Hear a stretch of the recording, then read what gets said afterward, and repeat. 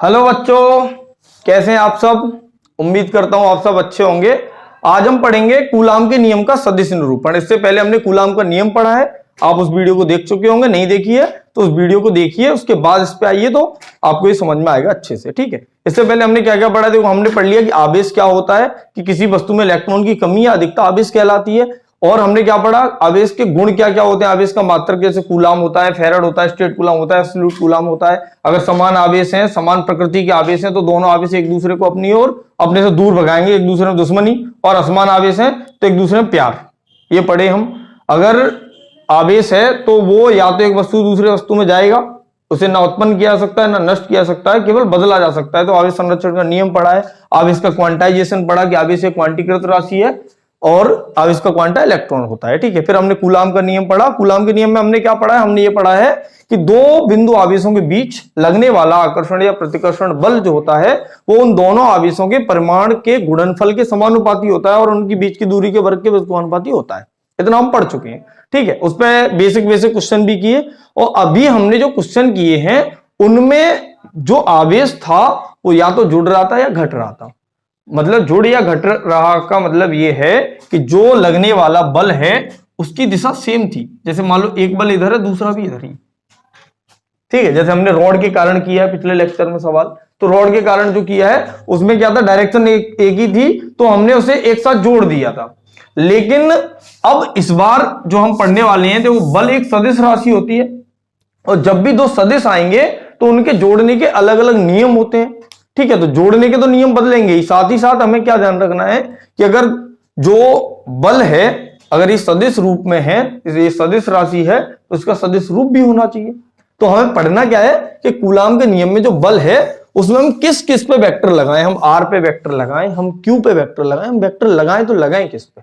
ठीक है, तो मान लेते हैं कि अंतरिक्ष में कहीं भी हमारे पास कोई दो बिंदु आवेश रखे, ये अपना Q1 है और मान लेते हैं ये अपना Q2 है।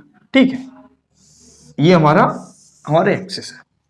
ठीक, तो सदिशों में हमने क्या पढ़ा है कि अगर ये Q1 है और इन दोनों के बीच की दूरी क्या मान लेते हैं हम, R है, वही जो पहले ली थी। ठीक है, तो अब ये जो है पहला वाला है तो इसका एक स्थिति सदिश होगा ऐसे, और अगर दूसरा वाला है तो इसका भी एक स्थिति सदिश होगा ऐसे। ये मान लेते हैं R1 वेक्टर है और ये मान लेते हैं R2 वेक्टर है। ठीक है, तो हमने अभी तक जो बल पढ़ा है कि ये वाला आवेश इस पर बल लगाएगा, मान लो ये दोनों प्लस प्लस के आवेश हैं, तो ये वाला आवेश पहला वाला इस पे इधर बल लगाएगा, इसको हमने क्या कहा है F21, दूसरे आवेश पर पहले के कारण बल। और इधर जो लगाएगा वो वाला आवेश वो इस साइड बल लगाएगा, इन दोनों को जोड़ने वाली रेखा के अनुदिश लगाएगा। यही पढ़ा हमने, ये है हमारा F12 वेक्टर। ठीक है, तो ये F12 वेक्टर पहले आवेश पर दूसरे कारण बल, और ये दोनों परिमाण में समान है। मतलब जो F12 है और F21 है, इन दोनों के परिमाण समान है। क्रिया प्रतिक्रिया बल के उदाहरण है, हमने ये पढ़ा है। ठीक है, अब इसमें अगर हम इसे सदिश रूप में लिखना चाहते हैं तो सदिश रूप में लिखने के लिए हमारे पास दिशा होनी चाहिए, और किसी की भी दिशा लिखने के लिए हमने पढ़ा है एक मात्रक सदिश। अगर आपको याद है तो अच्छी बात है, मैं थोड़ा सा हल्के समझाऊंगा। अगर डिटेल में पढ़ना है तो आप 11वीं क्लास की किताब उठा के पढ़ सकते हैं। ठीक है, तो मात्रक सदिश क्या होता है, जैसे मान लो हमें ए कैप निकालना है तो ये होता है ए वेक्टर बट्टे मोड ए वेक्टर, ये होता है मात्रक सदिश।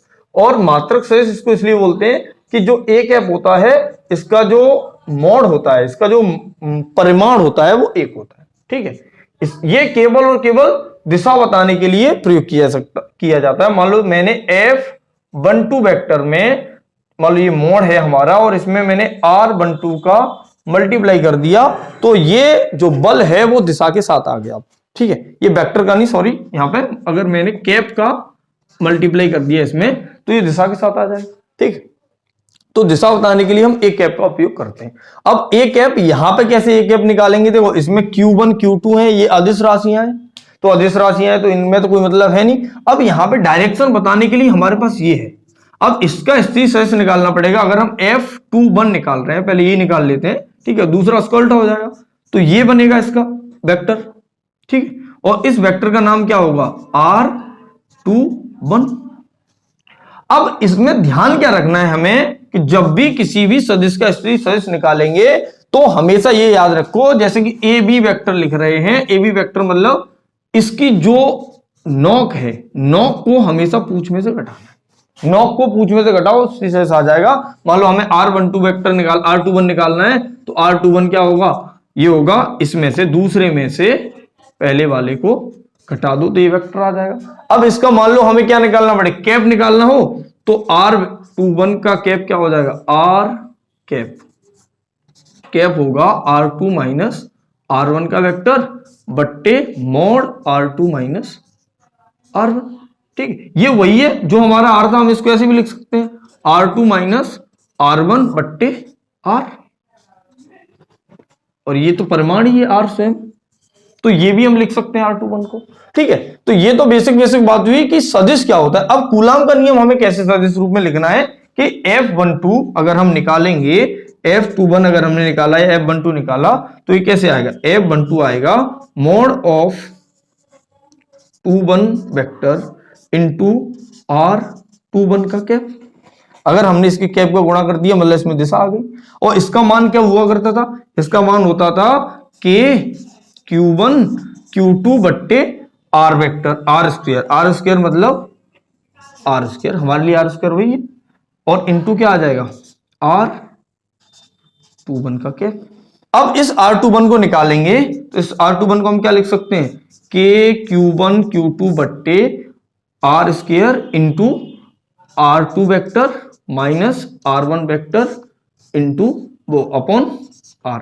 तो इसको हम क्या लिख सकते हैं, K Q1 Q2 R2 vector minus R1 vector upon RQ।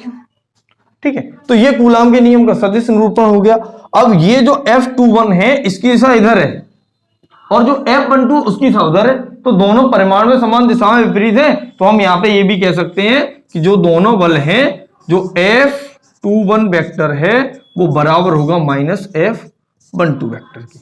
ये भी लिख सकते हैं। अगर हमें इसका मान लिखना हो F12 का क्या होगा, तो सेम ऐसे कैसे F K Q1 Q2 into R1 vector minus R2 vector upon RQ, ये F12 का मान आ जाएगा। तो जो अंतर है वो सिर्फ इसमें है।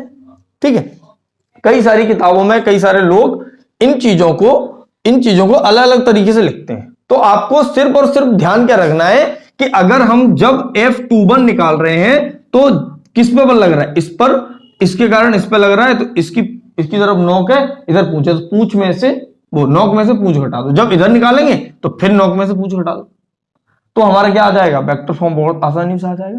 तो ये है कूलाम के नियम का सदिश निरूपण। अगर कोई सदिश निरूपण पूछता है तो आपको ये लिखना है, कुल मिला के ये लिखना है और ये लिखना है। ये सारी चीजें आपको पता होनी चाहिए कि इनका मतलब क्या है। तो ये जो भी लिखा है ये आपके समझाने के लिए है। इसको हमें भले ही अगर हम लिख लेते तो अच्छी बात है, अगर बोर्ड एग्जाम में पूछा जाता है और जेईई वगैरह में पूछा जाता है तो फिर तो हमें कोई लेना देना है ही नहीं, सीधा हमें तो यही ध्यान रखना है, बाकी कुछ भी लिखो कैसे भी लिखो कोई फर्क नहीं पड़ने वाला है।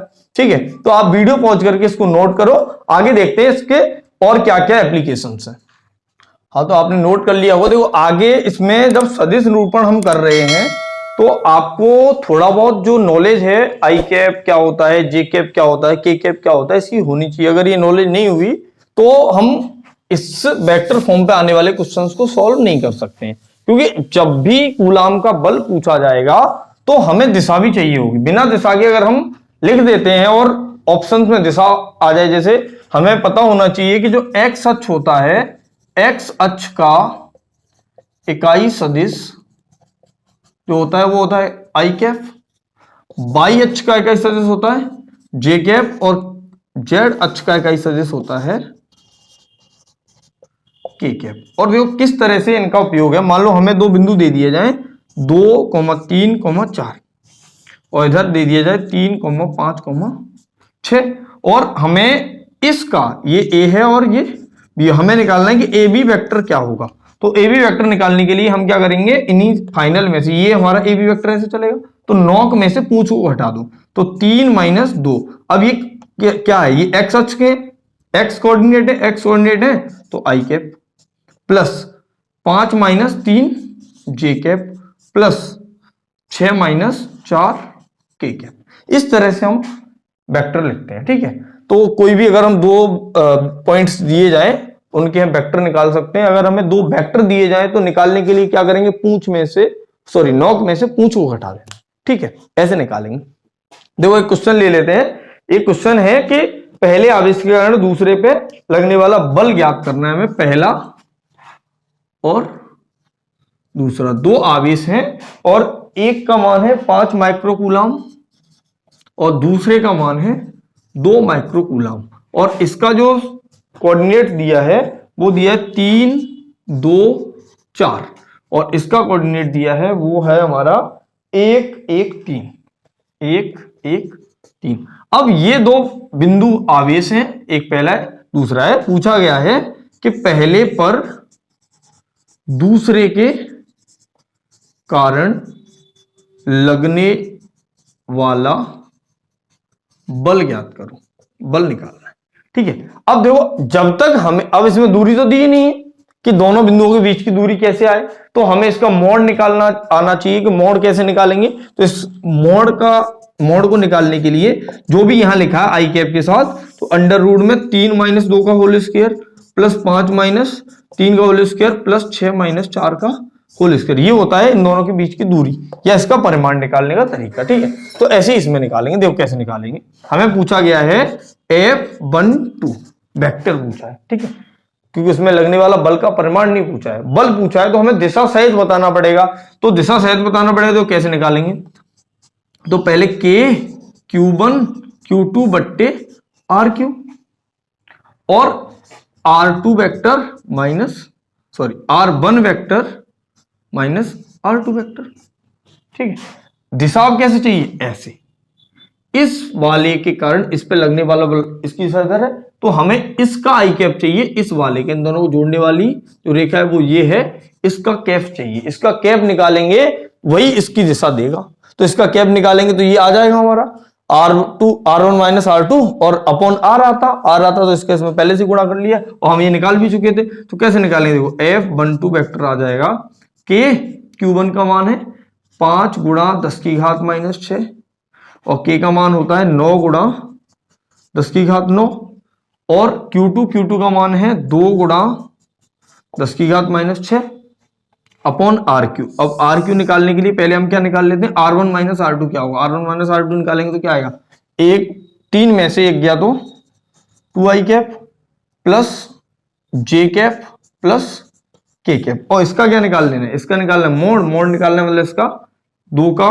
स्क्वायर प्लस 1 का स्क्वायर प्लस 1 का स्क्वायर और उसका भी निकालना है Q, ठीक है। इस तरह से हम F12 निकाले। अब कैलकुलेशन करनी है, तो कैलकुलेशन है उसमें ये तो ऐसा कैसे रहेगा, इसका कुछ नहीं करना है। तो ये देखो 9 पंजे 45 दूनी 90, तो आ जाएगा 90 गुणा ये 10 की घात 9 है और ये 10 की घात माइनस के 12 है, तो 10 की घात माइनस 3 अंडर रूट। अब ये कितना बचेगा, देखो 4 और 1 5 और 1 6, अंडर रूट में 6 का क्यू है तो 6 बाहर आ जाएगा। इसको हम लिख सकते हैं 6 अंडर रूट 6 और 2i cap plus j cap plus k cap, ये आएगा हमारा लगने वाला बल, ठीक है। और भी चाहो तो 15 6 90 और आगे फर्दर मल्टीप्लाई करोगे तो ये आ जाएगा 15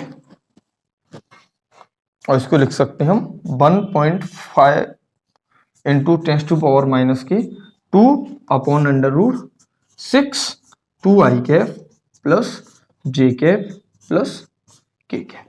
इस तरह से निकालेंगे लगने वाला बल, ठीक है। तो आप वीडियो पॉज करके नोट करिए। आगे देखेंगे हम कि जो अध्यारोपण का सिद्धांत है वो क्या है, ठीक है। तो अब हम देखेंगे कि अध्यारोपण का सिद्धांत क्या होता है, प्रिंसिपल ऑफ सुपरपोजिशन। देखो इसमें क्या करना है, हमें क्या मिलेगा इसमें, जैसे कि कई सारे आवेश हैं और कई सारे आवेशों से किसी एक आवेश पर जो बल लग रहा होगा तो उस बल का परिमाण हम कैसे निकालेंगे, ठीक है। तो इसके लिए हमें सदिशों के योग का नियम आना चाहिए। सदिशों के योग का नियम क्या होता है कि अगर हम किन्हीं दो सदिशों को जोड़ते हैं, मान लो ये हमारा ए वेक्टर और ये है बी वेक्टर और उनके बीच का कोण है थीटा, अगर हम ऐसे किन्हीं दो सदिशों को जोड़ेंगे तो उन दोनों सदिशों का जो परिणामी होता है वो इनके कहीं बीच से जाएगा। मान लेते हैं कि ये पहले वाले से अल्फा कोण पे जा रहा है, ठीक है। तो पहले बात आती है कि परिणामी रिजल्टेंट जो निकालेंगे उन दोनों का वो कैसे निकलेगा, वो आएगा under root A mod A का स्क्वायर प्लस मॉड बी का square plus 2 mod A vector mod B vector cos theta. एक तो ये पता होना चाहिए हमें, ठीक है, 11th क्लास में है, ये पता होना ही चाहिए, नहीं पता है तो डिटेल में पता करिए, ठीक है, इसके बिना काम नहीं चलेगा। ये आ गया रिजल्टेंट इन दोनों का जो कि यहां से जाएगा, ठीक। अब ये जो अल्फा है ये कोण है किससे, ये कोण है ए वेक्टर से झुका हुआ है। जो परिणामी है इस परिणामी की दिशा अगर पूछी जा रही है तो परिणामी दिशा हमें क्या निकालना है, हमें अल्फा निकालना है। और अल्फा क्या है, अल्फा झुकाव है ए वेक्टर से परिणामी का। ये जो परिणामी है इस वाले से कितना दूर है, अगर इससे पूछा जाए कि बी वेक्टर से कितना दूर है तो थीटा में से घटा देंगे अल्फा को, बी वेक्टर से दूर आ जाएगा।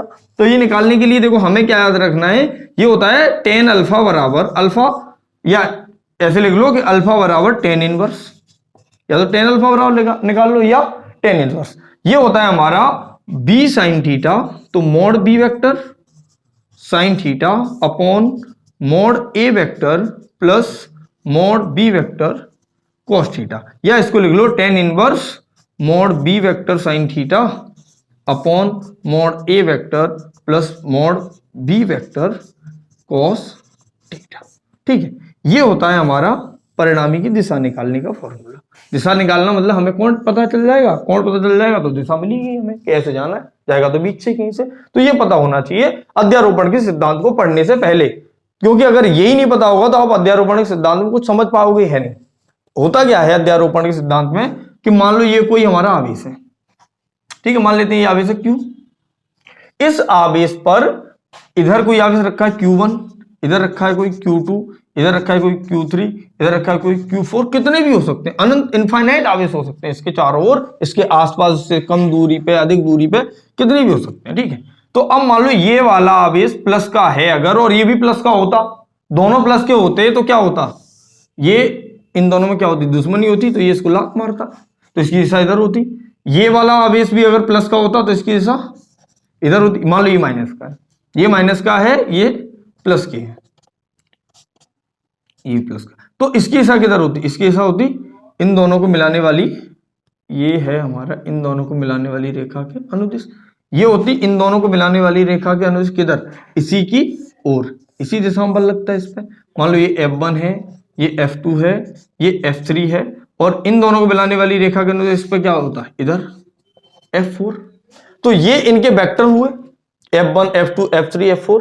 तो इन चारों आवेशों के कारण जो लगने वाले बल हैं वो ये हैं अगर, तो जो परिणामी बल Q पर कितना लगेगा, तो Q पर कुल बल निकालने के लिए अध्यारोपण का सिद्धांत याद रखते हैं। अध्यारोपण का सिद्धांत कहता है कि किसी एक आवेश पर लगने वाला कुल बल उन सभी आवेशों पर, मतलब उन सभी आवेशों के कारण उस पर जो बल लग रहे हैं अलग अलग, उन सब का सदिश योग होता है। तो Q पर लगने वाला कुल बल होगा, Q पर लगने वाला कुल बल जो होगा वो F वेक्टर होगा हमारा F1 vector plus F2 vector plus F3 vector plus F4 vector plus dot dot dot, जितने भी बल लगेंगे इस पे उन सब के योग के बराबर होगा, हमें ये याद रखना है, ठीक है।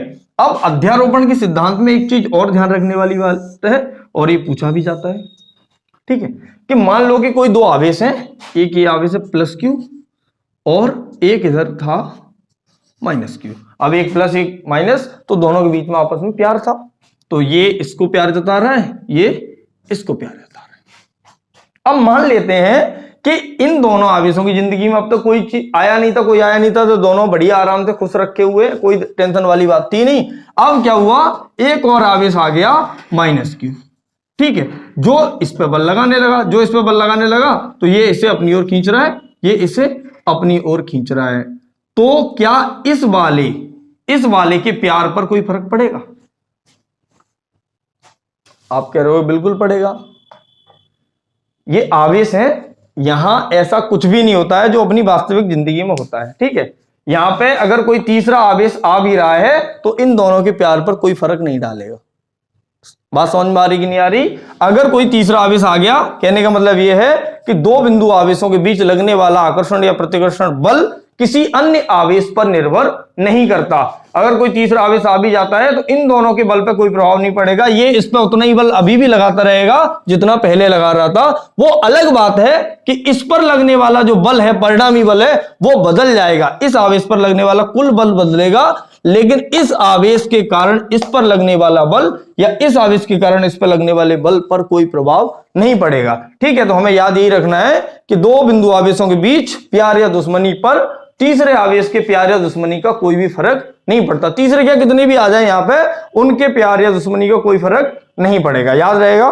ठीक है, तो याद रहेगा। तो यही अध्यारोपण के सिद्धांत में ये याद रखना है बहुत विशेष रूप से कि ये जो नया आवेश है वो इन दोनों के बल पर कोई प्रभाव नहीं डालेगा। ठीक है, तो ये अध्यारोपण का सिद्धांत। अब अध्यारोपण के सिद्धांत में हम ये भी ध्यान रख सकते हैं कि अगर कोई आवेश है वो समान है परिमाण में, तो उनके बीच में हमें कोण पता चल जाए।